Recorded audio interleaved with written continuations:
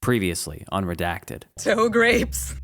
Postmortem incident report regarding the case of ATPSQ-0117, also known as Wallpaper, or Living Wallpaper more colloquially. True members in attendance, Eli Reyes. Meeting recording by Public Relations Agent Sloan Summers. Agent Reyes, I recognize that we pulled you into this debriefing rather suddenly.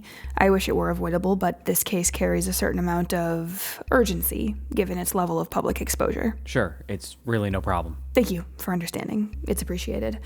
I've already regaled the mezzanine of my PR woes. Lots of journalists, far too many questions. What's still missing, however, is the order of events within the home, if you would. Absolutely. As you know, our team was called in to investigate the suspicious disappearance of the Williams family.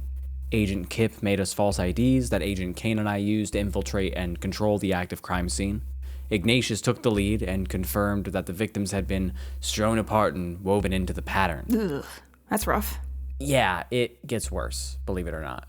As per Ignatius's guidance, in order to preserve the aberration and extract the victims, we had to preserve the paper.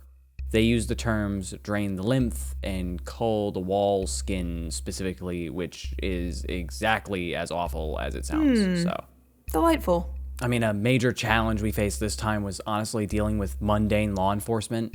Again, last time we dealt with an active crime scene, Valentine was almost arrested for threatening an officer, and, Clark actually was arrested that one time.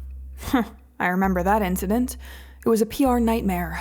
Well, I guess it's good that they were otherwise occupied this time. Maybe. I mean, the extra hands could have been nice, to be honest. I mean, we're lucky we were able to successfully strip and contain the aberration in its entirety before the law caught up with us. They caught up with you? Yeah, had to feign a bathroom incident of sorts. Great. More work for me. I mean, there's not much we could do about it.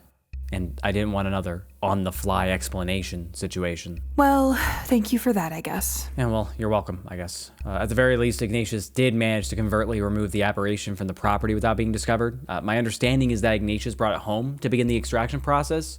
I imagine that's already underway, though I'm afraid to ask. Yes, that process has already begun. It's excruciating and long, but valuable for our research. The extraction process will yield data that will pair quite nicely with a bucket of blood that Ignatius also managed to preserve from the scene. But I'm getting ahead of myself. No incidents to report? Complications? Well, not exactly, per se. The wallpaper did seal me into a bathroom, and Kane had a tendril fused to him, but those situations were both handled.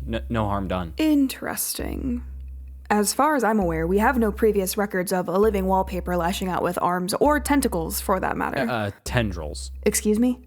I think Ignatius called them tendrils, actually. So be it. I'm not one to argue with Ignatius. They do seem to know at least a little bit about everything. But this does raise some concerns, given that we have no previous examples of two-dimensional quantum infestations breaking completely into the third dimension. This is completely uncharted territory. I'll be sure to inform Dr. Danz and the research team. That, of course, does mean that Agent Kane and yourself may be required to participate in their study, but... Yeah, well, we wouldn't want to impede the research team, obviously, but True is understaffed at the moment, and the backlog continues to grow, so maybe... I'm sure you would never willfully disobey a direct order, Agent Reyes. Rest assured, the curtain will take True's present circumstances into consideration. Thank you, ma'am. Anyways... Despite its simplicity, this aberration has an emphatically high hazard rating.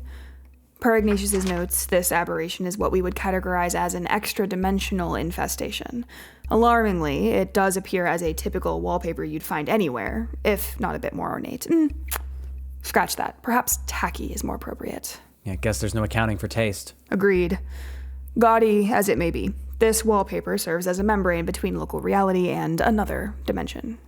There are two primary reasons why its hazard rating is so high.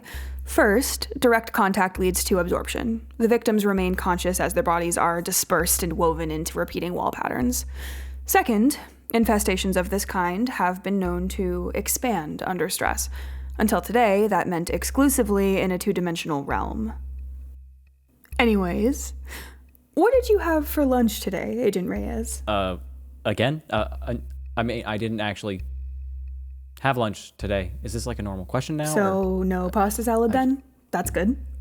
What? Because we're telling the public that the leading theory is the pasta salad. It was causing hallucinations. Get it? Because I asked what was for lunch. Yeah.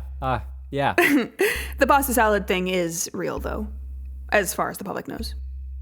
Our story is that the neighborhood potluck had something funky going on, and it was a food poisoning event. Oh, so... Unfortunately, I didn't have time to confirm if they had actually consumed pasta salad at the potluck, or if there even was pasta salad at the potluck to begin with. The goal is to minimize explanatory inconsistencies, so I'll have to fact check. As far as the Williamses go, well, that's a different beast entirely. Once the Williams have been resculpted, we'll begin psychological reconditioning and hope that's all it takes. Start with some gentle hypnotherapy and work our way to more extreme measures if necessary. The good news is, all the loose ends are well in hand and will be tied in short order. Yeah, I'm sure it will be. That's something I never worry about. Perfect. Well, if that's all you have for the file, I'll catch you next time, Agent Reyes. Yep, I'll see you later. Thank you for listening to another episode of Redacted Postmortem, starring Lyssa J. as Sloan Summers and Athan as Eli Reyes. For important information as well as more information on the show, visit theredactedunit.com. Otherwise, we'll see you on the next episode of Redacted. Thanks for listening.